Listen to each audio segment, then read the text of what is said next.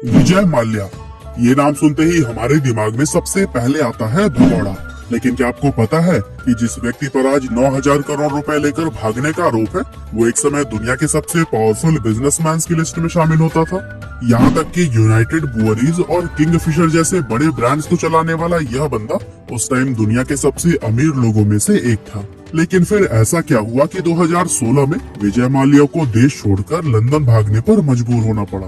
अब आज की इस वीडियो में हम आपको विजय माल्या के इसी राइज एंड फॉल की स्टोरी बताने वाले हैं। तो दोस्तों, विजय माल्या को उनका ये बिजनेस विरासत में मिला था।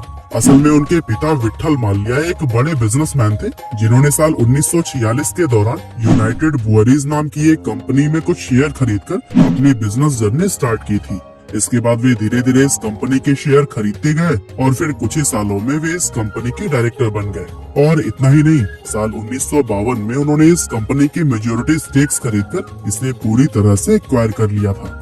और फिर इसके बाद से तो विट्ठल माल्या ने फिर कभी भी पीछे मुड़कर नहीं देखा और बेहद तेज रफ्तार से साल दर साल अपने बिजनेस को एक्सपेंड करते गए।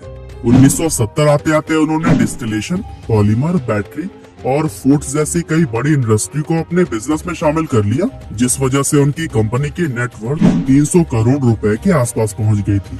लेकिन फिर दुर्भाग्यवश किसी कारण से 1983 में विट्ठल माल्या की मृत्यु हो गई और उनके जाने के बाद इस बिजनेस का पूरा भार उनके 28 साल के बेटे विजय माल्या के कंधों पर आ गया। जिस समय विजय माल्या ने यूनाइटेड ब्रूअरीज को संभाला, उस समय इस कंपनी का टर्नओवर 300 करोड़ रुपए के करीब था और यंग विजय माल्या अब इस टर्नओवर को डबल करना चाहते थे। असल में वे भी अपने पिता की तरह ही शुरुआत से एक बिजनेस माइंडेड पर्सन थे, इसीलिए उन्होंने भी तुरंत ही अपने इस बिजनेस को एक्सपेंड करने का सोचा और इसके लिए उन्होंने बहुत सी बड़ी बड़ी इंडस्ट्रीज जैसे केमिकल, इंजीनियरिंग, न्यूज़पेपर और बॉलीवुड मैगजीन को अपने बिजनेस में शामिल कर लिया। लेकिन इन बिजनेसेस में विजय माल्या को उतनी सक्सेस नहीं मिली जितनी की उन्हें अपने शराब के बिजनेस में मिली थी। यूनाइटेड ब्रूअरीज के मेंबर्स खुद कहते हैं कि जब विजय माल्या इस कंपनी के चेयरमैन बने तो उनके कार्यकाल के दौरान कंपनी ने बहुत प्रॉफिट कमाया। यहाँ तक कि ये कंपनी दुनिया की सेकेंड लार्जेस्ट लीकर प्रोड्यूसर बन गई थी। अब विजय माल्या को ये समझ आ गया था कि उन्हें अगर किसी बिजनेस में सक्सेस मिलेगी तो वो था शराब का बिजनेस, और हुआ भी बिल्कुल वैसा ही, क्योंकि उन्होंने कड़ी मेहनत से अपने बियर ब्रांड किंगफिशर को पूरे भारत में ही पॉपुलर बना दिया था। यहाँ तक कि अपने ब्रांड को प्रमोट करने के लिए उन्होंने आईपीएल में अपनी खुद की एक टीम रॉयल चैलेंजर्स बैंगलोर भी खरीदी। साथ ही उन्होंने भारत के दूर दराज क्षेत्रों तक पहुँचने के लिए किंगफिशर का कैलेंडर भी निकाला, जिसके चलते इनके बियर ब्रांड को भारत में काफी पॉपुलैरिटी हासिल हो गई। विजय माल्या के इसी सक्सेस को देखते हुए साउदर्न कैलिफोर्निया यूनिवर्सिटी ने उन्हें honorary director of philosophy in business administration से सम्मानित किया और इसके साथ ही उन्हें फ्रांस के हाईएस्ट सिविलियन अवार्ड से भी नवाजा गया था। अभी तक विजय माल्या का बिजनेस आसमान की ऊंचाइयों को छू रहा था, लेकिन फिर साल 2005 में कुछ ऐसा हुआ जिससे कि इनकी बिजनेस लाइफ हमेशा के लिए बदल गई। असल में हुआ कुछ यूं कि 2005 में विजय माल्या ने अपनी बिजनेस को और भी ज्यादा डाइवर्सिफाई करने के लिए अपने बेटे के जन्मदिन पर किंगफिशर एयरलाइन की शुरुआत कर दी और बस यहीं से उनका डाउनफॉल शुरू हो गया। असल में दोस्तों, एयरलाइन एक कैपिटल इंटेंसिव बिजनेस है जहां पैसों को पानी की तरह बहाना पड़ता है, और विजय माल्या तो अपने कस्टमर को हवा में ही 5 स्टार होटल वाला लग्जरी एक्सपीरियंस देना चाहते थे, जिसके लिए उन्हें बैंकों से बहुत बड़े बड़े लोन लेने पड़े।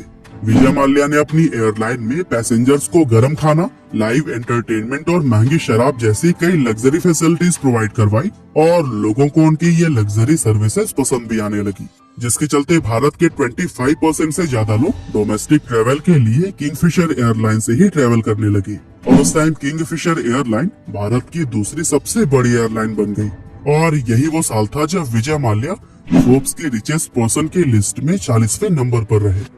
हालांकि किंगफिशर एयरलाइन अभी प्रॉफिट में नहीं थी, लेकिन इसके बावजूद भी विजय माल्या अपने इस बिजनेस को विदेशों में भी फैलाना चाहते थे।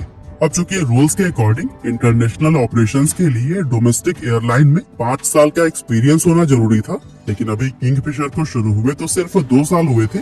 ऐसे में विजय माल्या ने इस प्रॉब्लम का सोल्यूशन निकालते हुए 2007 में 4 साल पुरानी डेक्कन एयरलाइन को खरीद लिया, जो कि ऑलमोस्ट शट डाउन होने वाली थी। विजय माल्या ने एयर डेक्कन का नाम चेंज करके किंगफिशर रेड रख दिया।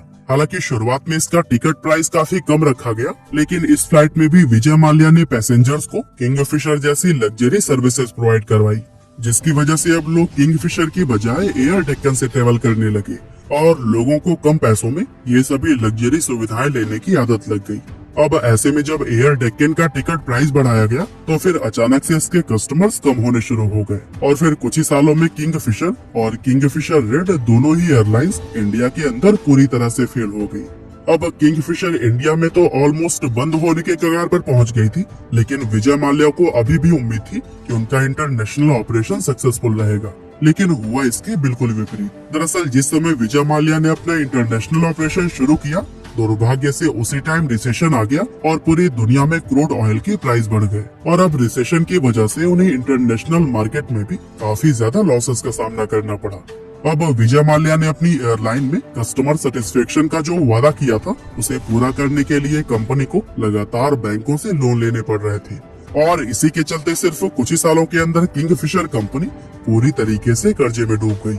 विजय माल्या ने अपनी इस कंपनी को डूबने से बचाने के लिए काफी कोशिश की, यहाँ तक कि रिपोर्ट्स के अकॉर्डिंग उन्हें एक इंटरनेशनल इन्वेस्टर भी मिल गया था, लेकिन उस समय भारत में फॉरेन डायरेक्ट इन्वेस्टमेंट यानी कि FDI लीगल नहीं थी। विजय माल्या ने सरकार से भी रिक्वेस्ट की कि वे FDI को लीगल कर दे, लेकिन सरकार ने उनकी एक भी ना सुनी। वहीं दूसरी तरफ किंगफिशर एयरलाइन के एम्प्लॉइज को 7 महीने से सैलरी नहीं मिली थी, जिसकी वजह से वे लोग हड़ताल पर बैठ गए और इसका रिजल्ट ये हुआ कि अक्टूबर 2012 में Kingfisher airline completely shut down हो गई। अब तक विजय माल्या पर करीबन 9,000 करोड़ रुपए का कर्जा हो चुका था और अब बैंकों को भी ये लगने लगा था कि उनके ये लोन के पैसे वापस नहीं मिल पाएंगे। इसीलिए बैंकों ने विजय माल्या के साथ कई सारे मीटिंग्स भी फिक्स की, लेकिन इन मीटिंग्स से कुछ खास बात नहीं बन पाई और फिर आखिर में विजय माल्या 2016 में कई सारे बैंकों को दिवालिया बनाकर खुद लंदन भाग गए। कहा जाता है कि उस टाइम बैंकों ने सुप्रीम कोर्ट को अप्रोच भी किया था कि वे विजय माल्या को बाहर जाने से रोक लें, लेकिन तब तक विजय माल्या एक मीटिंग का बहाना बनाकर देश छोड़कर निकल चुके थे।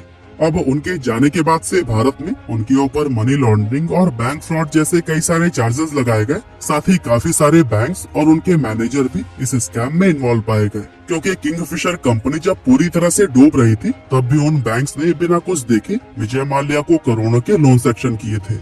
यहाँ तक कि IDBI बैंक के मैनेजर को तो इसके लिए जेल भी हुई थी, क्योंकि उन्होंने किंगफिशर एयरलाइन को उस समय 900 करोड़ रुपए का लोन दिया था जब कंपनी पूरी तरह से खत्म होने के कगार पर थी। आज 6 साल बाद भी देश की अलग अलग एजेंसीज यही कोशिश कर रही हैं कि किसी तरह से विजय माल्या को इंडिया वापस लाया जाए ताकि बैंकों के लोन की रिकवरी की जा सके। वैसे बैंकों ने अपने लोन की रिकवरी के लिए विजय माल्या के सारे मेंशंस, उनकी जितनी भी प्रॉपर्टीज और बिजनेस इंडिया में थे वो सब बेच दिया है और ऐसा कहा जाता है कि अभी तक उनकी प्रॉपर्टीज और बिजनेस को बेचकर बैंकों ने अपना 80% तक का लोन रिकवर कर लिया है। हालांकि इस बात में कितनी सच्चाई है यह कह पाना काफी मुश्किल है। दोस्तों, नो डाउट विजय माल्या एक बहुत अच्छे बिजनेसमैन थे, लेकिन उनके कुछ गलत डिसीजंस और लालच ने उन्हें बर्बाद कर दिया। अब फ्यूचर में विजय माल्या के साथ क्या होगा ये तो कोई नहीं जानता, लेकिन विजय माल्या की ये स्टोरी हम सभी लोगों और खास तौर से बैंकों के लिए एक बहुत बड़ा सबक है। बाकी आज की हमारी इस वीडियो में बस इतना ही था। ये वीडियो आपको कैसी लगी हमें कमेंट करके जरूर बताइएगा। आपका बहुमूल्य समय देने के लिए बहुत बहुत धन्यवाद।